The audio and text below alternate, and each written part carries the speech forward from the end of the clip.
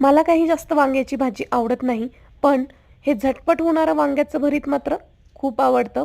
जेव्हा कधी बाजारातून वांगी आणते, तेव्हा त्यामध्ये मी मोठ्या आकाराची 2-3 वांगी नक्की घेऊन येते. तर अगदी सोपी रेसिपी आहे. वांगी बघून घ्यायचं कीड वगैरे लागली आहे की नाही. त्याच्यानंतर जाळीवरती ठेवून छान भाजून घ्यायचे. भाजल्यानंतर साल काढून घ्यायची. थोडंसं मीठ घालून काट्या चमच्याने अशा प्रकारे स्मॅश करून घ्यायचं. नंतर त्याच्यात भरपूर बारीक चिरलेला कांदा घालायचा.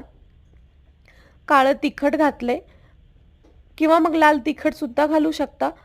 त्याच्यानंतर भरपूर भाजलेले शेंगदाण्याचं कूट घालायचं, मिक्स करून घ्यायचं.